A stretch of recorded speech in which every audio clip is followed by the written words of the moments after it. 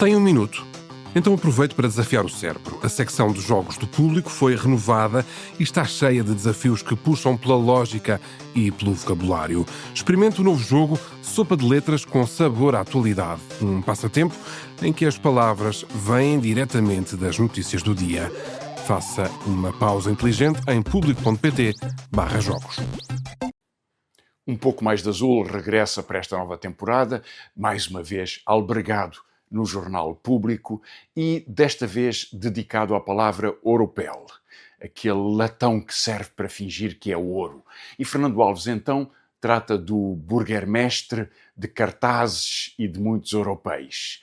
E Rita trata de um livro sobre caruncho, ou como o oropel recobre o caruncho e as ferrugens. O livro é Caruncho, de Laila Martínez, mas também nos vai lembrar O'Neill. E eu trato da questão das eleições presidenciais e do falso ouro que é apresentado, também da evolução da política internacional com a radicalização da extrema-direita e as ameaças de guerra civil nos Estados Unidos.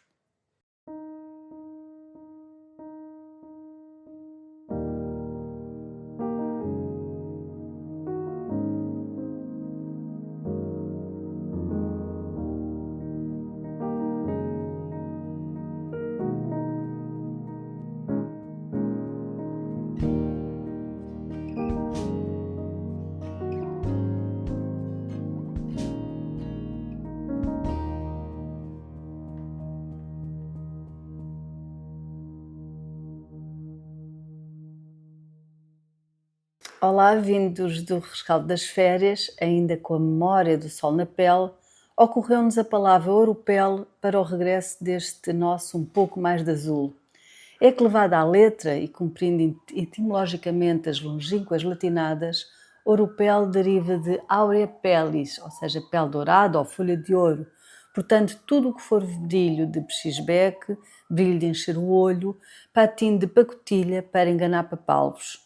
No fundo, uma metáfora triste, agora que se aproximam as autárquicas, uma metáfora triste desta Lisboa, com o lustre manhoso dos unicórnios, das Web Summit, das brilhantinas turísticas, que escondem numa demão matreira de oropel a ferrugem de uma cidade que se vai degradando, de que não se cuida, entregue que está ao descaso e às negociatas privadas que vão deitando o olho gordo ao brilho do lucro para inteiro prejuízo de todos nós. É uma Lisboa remanchada, a enferrujar, mas com uma demão dourada para ofuscar trouxas e turistas.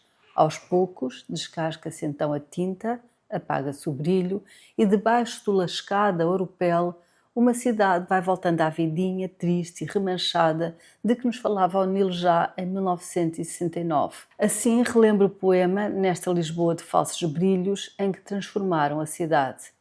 E de novo Lisboa te remancho numa deriva de quem tudo olha de viés, esvaído, boi no gancho ou outro vermelho que te molha, sangue na serradura ou na calçada, que mais faz se é de homem ou de boi. O sangue é sempre uma papoula errada, cerceado de coração que foi. Groselha na esplanada, bebe a velha e um cartaz da parede nos convida a dar o sangue. Franza a sobrancelha. Dizem que o sangue é vida, mas que vida! Que fazemos Lisboa aqui os dois, na terra onde nasceste e eu nasci. Mas não é, no entanto, de O'Neill, nem sequer bem de Lisboa, de que vos queria dar nota hoje, mas desta sensação de que o caruncho que vai comendo o mundo tem, afinal, se cumprido o seu papel. O mundo à beira da pulverização, como acontece, por exemplo, a toda a mobília da casa da personagem Emerence do livro A Porta, da escritora Magda Szabó. Mas também não é, no entanto, do livro dessa escritora húngara que vos queria aconselhar para retomar o pessimismo dos dias que se adivinham, mas queria falar-vos de um outro livro um pouco mais recente. Gostava de vos sugerir para hoje o primeiro romance da escritora e jornalista espanhola Laila Martínez e que se chama Caruncho. O livro foi editado em Madrid em 2021, mas chegou até nós no final do ano passado. Em Portugal já vai em terceira edição e tem a chancela da Antígona e uma tradução e também um belíssimo prefácio, diga-se, da responsabilidade de Guilherme Pires. E apesar do Caruncho, ou de Caruncho nos remeter para os anos seguintes à Guerra Civil Espanhola, há no livro uma intemporalidade na exposição das relações humanas e sociais que mostra um mundo muito atual, desfazendo-se por dentro. Caruncho dá conta bem não só do machismo, da ignorância, da hipócrita clivagem entre classes, mas também do ódio genuíno e da maldade que atravessam os tempos, as pessoas, os objetos, e que encontra eco na casa viva em que habitam as duas protagonistas deste livro. Uma casa que empareda mortos e vivos e onde a história enraiza nos tempos da história, a outra com maiúscula. Uma sombra, uma era crescente e negra que se vai colando aos corpos e à memória, percorre o tom da novela que vai expondo a grande miséria das pequenas misérias humanas, os poderes, grandes e pequenos também, as denúncias, os atropelos, mesmo entre os mais desgraçados. Isso cito um bocadinho. Todos desejam chibar-se ao patrão, à polícia, aos jornalistas, não interessa sobre o quê, mas chibar-se, seja do que for, para ver se com isso alguém lhes dá uma palmadinha nas costas. Gente falsa e miserável, não há mais nada nesta aldeia. Aqui no livro nenhuma personagem é benigna, porque o mundo é assim, está assim, com caruncho a desfazê-lo por dentro, com uma ferrugem tão antiga que europeu nenhum consegue já disfarçar. E este caruncho que dá o título ao livro bem se revela a certa metáfora do ressentimento que vai corroendo as vidas, geração após geração. Nesta casa, na casa de que se fala no livro, viveiro de sombras e assombrações, nesta casa viva, também porque são muitos os mortos que se escondem entre as suas paredes, uma avó e uma neta, em duas vozes alternadas, com dois pontos de vista, contam a sua história e a daquela casa de onde nunca nenhuma mulher verdadeiramente sai, a não ser para a morte. A velha é tida por bruxa, todos a repudiam, mas todos lhes pedem também mezinhas e atados para as suas pequenas e miseráveis vinganças pessoais. Já a neta é acusada de um crime contra a família dos Jarabos, a família herdeira do franquismo, a quem move um ódio antigo, marcado pelas gerações, pelas histórias dentro da história, as histórias das humilhações de quem calca a pobreza, mas sempre com os mesmos protagonistas, antes e depois do franquismo, assim como cá, antes e depois do salazarismo. As mesmas famílias, os mesmos trejeitos, as mesmas misérias carunchosas, adaptadas agora aos novos tempos. A mesma ferrugem, afinal, com uma vaga de mão dourada. Oropel, portanto.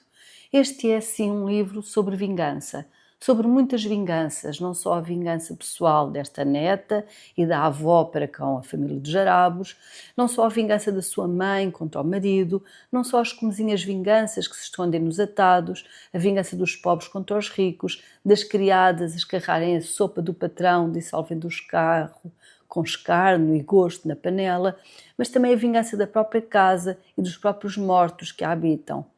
Este não é, no entanto, um livro ou só um livro sobre vingança. Este é também um livro que vinga. Como Laila Martínez foi referindo em diferentes entrevistas, no livro concede-se às mulheres pobres, às mulheres pisadas pelo franquismo, pela desigualdade social, concede-lhes que se vinguem, ao menos literariamente, como se a literatura ganhasse esse poder de vingar quem não o pôde fazer realmente. Um poder oculto da literatura. Se não pode mudar o presente, se não consegue por vezes mudar o futuro, poderá sim permitir-se dar outros finais ao passado, mesmo que enraizados numa lógica de exibir a violência que germina dentro de nós. Como escreve o tradutor, o Guilherme Pires, no prefácio que acrescenta ao livro, como ele escreve, todos herdamos a classe e o poder que as mulheres e os homens dessa classe possuem ou que se exerce sobre eles, e também o ódio. E a vingança que estas mulheres tentam concretizar, a urgência de uma desforra, é a podridão que medra dentro deles, que as consome, está lá a casa. É então a violência descarnada de uma de várias vinganças brutais, recheadas do mesmo ódio que consome o mundo carunchoso, que Laila Martínez concede às suas personagens. E aí, por muito que se doure a pílula, mesmo com este oropel de pechisbeca que não engana ninguém, podemos constatar que é bem amargo o que lhe está no miolo. Para os tempos de hoje, foi o livro que me ocorreu, carregada também de mágoa e de desalento, como no poema de Carlos de Oliveira.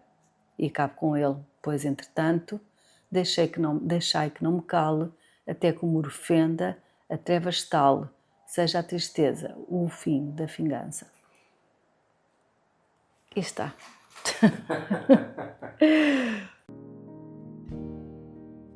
O primeiro tema que quero tratar é a evolução da extrema-direita e as ameaças de guerra civil nos Estados Unidos. Se olharmos para a semana passada, poder-se notar que houve duas derrotas importantes para a extrema-direita.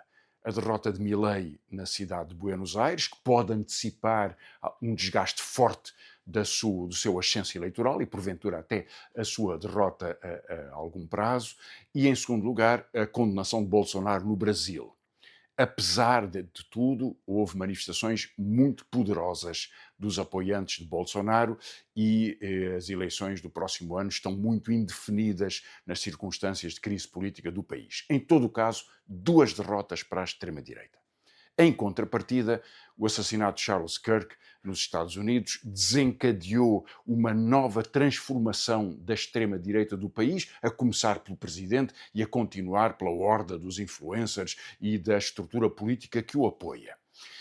Pode-se evidentemente perguntar se Kirk e a extrema-direita nos Estados Unidos não têm alimentado este clima de violência política. O próprio Kirk, por exemplo, insistia na generalização do porte de arma, incluindo de armas automáticas, mesmo quando houve massacres em algumas escolas. Em qualquer caso, a força emocional de um assassinato como este mobiliza uma parte importante de uma extrema-direita que já deu um passo em frente, e isso é uma transformação ao fazer declarações sucessivas de que caminhava para a guerra civil. Se isso acontecerá ou não, logo veremos. O que, em qualquer caso, é muito evidente, com a presença, por exemplo, de Elon Musk e de Steve Bannon na manifestação de extrema-direita em Londres, que foi uma manifestação muito mobilizada, com cerca de 100 mil pessoas, dá a ideia de que este nível de agressividade verbal se pode começar a traduzir por operações de violência mais sistemáticas. E esse é o risco que vivemos nos tempos presentes. Claro que essa nova condição política pode traduzir-se por ataques de Trump na América Latina, certamente traduz-se por uma à vontade cada vez maior de Netanyahu em Gaza, arrasar a cidade de Gaza, expulsar toda a sua população e incendiar e destruir a cidade. Pode também traduzir-se em França por uma tentativa de recuperação da iniciativa política por parte de Le Pen e da extrema-direita. Mas o que nós não podemos tratar é todo este processo como se fosse um mero oropel, como se fosse uma fina camada de latão a fingir que é o ouro. Não há nisto um fingimento. Na verdade, há uma agressividade sustentada que ganha confiança e que se vai tornando mais forte. Pode-se dizer, no caso dos hambúrgueres, o ridículo mata ou não mata? No caso das contradições e da hipocrisia, que o Chega seja um partido com tantos criminosos que vão aparecendo, o incendiário que uns dias antes elogiava a posição do partido, procurando que os incendiários fossem condenados a maiores penas de prisão. Toda essa contradição é muito mais do que uma ilusão e certamente não é ridícula. É uma forma de concentração, de pulverização de opiniões, de concentração de emoção, de substituição de emoções sucessivas. É uma corrida para o ascenso destas emoções. E é isso que faz a força da extrema-direita. Quem pensa que há uma espécie de mercado livre da luta antissistémica que poderia ser ocupada pela extrema-direita, mas que porventura, se a esquerda fosse muito declarativa, ou poderia ocupar também, está totalmente enganado. Totalmente enganado. A capacidade de combate ao sistema de opressão, à repressão, ao sistema de capital, ao combate à concentração de poder nos milionários, essa é a força de uma esquerda que representa uma alternativa. Mas ela não é paralela à extrema-direita. É contraditória com ela e é diferente. Disputa um sistema de referências e de constituição de movimentos populares totalmente diferente da extrema-direita. Onde o fizer com algum sucesso, enfrentará estes riscos, incluindo o risco da agressão e da violência política, que é o que está colocado agora no final de 2025 e que certamente crescerá nos tempos que vamos viver a partir de agora. Mas se não o fizer, evidentemente, será derrotada. O segundo tema que quero tratar é as eleições presidenciais, para olhar para elas de uma forma com alguma distância e até sem discutir as candidaturas por cada uma. As eleições presidenciais, em qualquer caso, estão até agora dominadas pelas forças de direita e com a entrada de Ventura a acrescentar-se a Marques Mendes e a Gouveia e Melo, também pela extrema-direita. São os três candidatos que dominam a polarização eleitoral.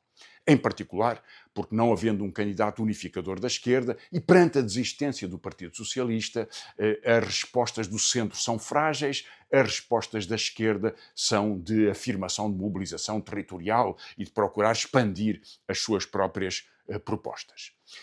Mas se tomarmos como referência o comentário de uma redatora aqui do Jornal Público, Ana Sá Lopes, poderemos perguntar-nos, será então que seguro poderia ser esse porto de abrigo de representação do centro que atraísse a esquerda? A verdade é que António José Seguro não representa metade do eleitorado do Partido Socialista. É o resultado não só de uma divisão, como de um fracasso. E, portanto, não existe nesta campanha um Jorge Sampaio. Esse podia e pôde representar a concentração de muitas forças democráticas no contexto do combate político, e foi por isso, aliás, que venceu Cavaco Silva.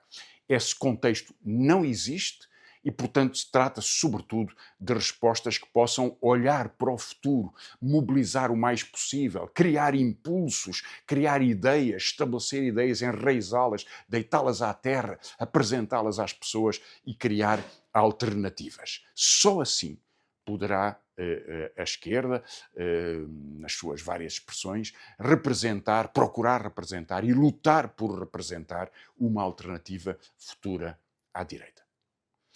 E o terceiro e último tema que queria tratar é o tema dominante da política internacional. Na verdade, referi-me brevemente a ele a propósito da questão da guerra civil e do crescimento da agressividade. A ideia de que a guerra é o novo normal e que não é o refúgio de alguns conflitos em paragens distantes, mas que se vai aproximando cada vez mais de todos nós, é o que domina qualquer observador, qualquer pessoa. E Gaza é o centro dessa transformação. Porque Gaza não é uma guerra de Israel contra a Palestina. Também é, obviamente. É um genocídio. Portanto, é uma tentativa de limpeza étnica, de destruição. Quem procura ocultá-lo, enfim, pouco mais pode fazer do que mentir e elogiar a destruição e o extermínio. Mas, na verdade, Gaza é também uma guerra contra o mundo.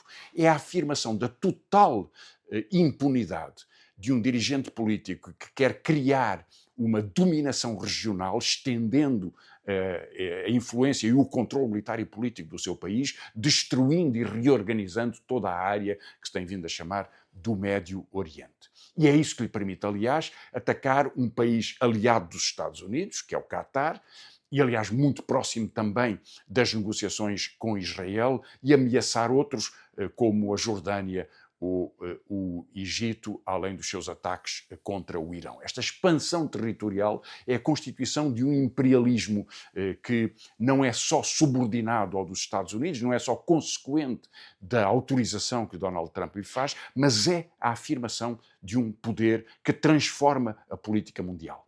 E isso nota-se, aliás, na forma como o sionismo, como os apoiantes de Israel, os que penetram na política portuguesa, o Chega, a IEL, uma parte importante do PSD, alguns setores do Partido Socialista e alguns outros setores da direita, vão tentando crescer na sua agressividade para normalizarem, para elogiarem, para engrandecerem a destruição e a morte que é provocada em Gaza e que é dada como sinal ao mundo. É por isso, precisamente, que começam a falar com grande clareza. Na semana passada, no jornal Guardian, um general israelita, Herzi Halevi, que dirigiu as forças militares de Israel durante os primeiros 17 meses depois do 7 de outubro, ou seja, praticamente até agora, veio declarar com toda a tranquilidade que já tinham provocado mais de 200 mil baixas em Gaza, o que corresponde às informações do Ministério da Saúde de Gaza, que anuncia 65 mil mortos e cerca de 160 mil pessoas feridas. Israel tem vindo sempre a desmentir estes dados, agora confirma-os com a vontade que só é possível porque esses dados deixaram de ser uma condenação, passaram a ser uma forma de se elogiar a si próprio com o sucesso da mortandade. E é por isso, precisamente, que a flotilha para Gaza, que partiu de Barcelona e que partirá da Tunísia e das costas da Sicília para se juntar no meio do Mediterrâneo a caminho de Gaza para levar apoio médico e apoio alimentar à população, é tão importante. Porque ela coloca exatamente os termos da solidariedade necessária.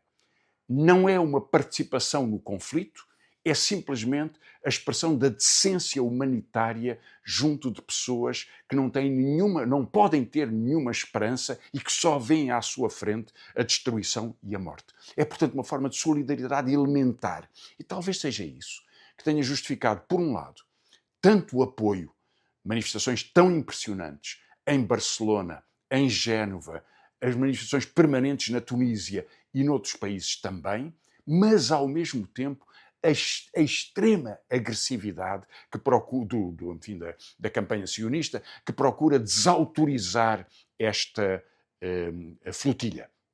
Procura, portanto, retirar-lhe a sua capacidade de expressão da sua humanidade. E isso é uma campanha de mentiras. A IEL, sem grande surpresa, porque a sua relação com Israel parece ser atualmente uma das suas identidades. Ou, sobretudo, o Chega, como seria de esperar, porque está muito próximo dos setores de extrema-direita e, na verdade, do conjunto do governo israelita, tem vindo a conduzir esta campanha, uma campanha de mentira. Houve uma festa em Menorca, houve uma festa em Ibiza, qualquer dia há uma festa em Roma, enfim, haverá o que for, como se a flotilha voasse de festa em festa, desmentindo, aliás, atacando, aliás, as condições duríssimas de pessoas que vivem nos convés de navios superpovoados para se dirigirem com grande esforço e determinação a caminho de Gaza. É também parte disso os 2 ataques com engenhos incendiários contra duas das embarcações da flotilha, uma delas com bandeira portuguesa, o Família Madeira, e que tentaram ser desmentidos para ser hoje completamente óbvio, confirmado pelas autoridades tunisinas de que se tratou de um ataque com cúmplices e com uma intenção de agressão e de provocar um medo nesta flotilha para a fazer recuar. Que ela possa continuar no seu trajeto é um dos sinais mais importantes da esperança e da determinação de pessoas que sabem enfrentar esta ameaça que vai crescendo todos os dias. Um dia serei burgermestre, pensava a miúde, sem embargo. E sempre que tal refluxo de ambição se apossava dele, tremia-lhe o trema no escapara-lhe desde sempre a subtil, mas decisiva, extremada importância do trema. E que tem isso? Apanhava as ideias no ar e manejava-as como se as esmurrasse. Mastigava-as e expelia-as, assim apurando a arte do ultraje. Essa passou a ser a trave mestra do seu discurso. Levou tal exercício a limites nunca ousados. O latim não engana. Há um étimo comum entre o insulto e a eliminação de secreções. Apurou o estilo. Quando acionava a funda das palavras, sentia um prazer só comparável ao da ingestão de carne picada. Talvez isso tenha sido decisivo na conjugação de circunstâncias que o consagraram como um pica-miolos mediático de sucesso. Com inaudita frequência, o candidato a burgermestre ou burgermestre vocifera nas pantalhas deste mundo e do outro, enquanto em rodapé correm dizeres avulsos. Por alguma razão, os do meio, os dos média, chamam talho aos velozes dizeres que passam em rodapé. Quando o futuro burgermestre ganhar o glorioso sarro de uma vaga posteridade, a sua garbosa figura, construída sobre inenarráveis doses de estrião, será exibida em molduras banhadas, talvez, em ouropel. Por mais pompa e circunstância, estaremos no domínio do falso ouro, latão e pechisbeque que o ar do tempo tratará de corroer. Ora, tal como o falso dourado das gravuras antigas ludibriava a pouca educação artística das massas, também os cartazes de campanha oferecem, em ilusórias promessas de futuro, o ouropel de um presente envenenado. Pousai, cidadãos, o vosso olhar nos suculentos hambúrgueres eleitorais. Os novos Átilas não poupam no verbo, sempre afiado. Ameaçam endireitar um burgo que não sabíamos entortado. Prometem libertar um dado arrabalde que o noticiário corrente não revelou ter caído, entretanto, sob o jugo de quaisquer ocupantes. Juram limpar um conselho sem identificarem a sujidade que justificaria tal limpeza. O hambúrguer mestre é uma espécie de lava-tudo rodeado de sujidade. A sujeira é o seu método. A sua obsessão com a limpeza revela uma marca de transtorno compulsivo que contamina muitos dos que surgem nos cartazes à sombra do seu olhar aquoso. Alguns são pequenos e médios meliantes da vida pública, recrutados por uma urgência messiânica que tudo leva, que tudo lava à sua passagem. A enxurrada verbal do lava-tudo espalha no ventilador mediático a lama de que se alimenta. Perdido o trema, o hambúrguer mestre contesta. Qual lama? Não reparais que é detergente? Pirómano de fogos fatos? Ele ateia o que não pode ser apagado, pois alastra como um vento envenenado. A palavra assim ateada nunca deixa de arder, subterrânea e vil. A sua verdade de ouropel ganha étimo na mentira 1000 vezes repetida. E quando a perna curta do engodo deixa cair a fralda do ridículo, que antigamente matava, o mentiroso apoia-se à bengala do lapso. Foi um lapso, diz ele, mas não se penitencia. E assim prossegue de lapso em lapso, relapso. Eis um manhoso Midas, transformando tudo o que toca em ouropel, o pechisbeque dos tansos. Para quem é, hambúrguer serve. O hambúrguer mestre dispensa os talheres da cidadania. Há quem sustente que a história do hambúrguer começou debaixo de rabos mongóis. Durante as grandes cavalgadas, a carne amolecia sob os solavancos da cela. Assim o hambúrguer mestre amolece a sua relação com o rigor e com a verdade. Senta-lhes o traseiro em cima. A cidadania é, para os novos Átilas, carne picada. Este foi mais um episódio desta nova temporada de Um Pouco Mais de Azul, com a música de Filipe Melo e grafismo de Tiago Tavares, realização de Miguel Bordalo e produção de Joana Louçã. Disponível nas plataformas de podcast e aqui também no site do Jornal Público.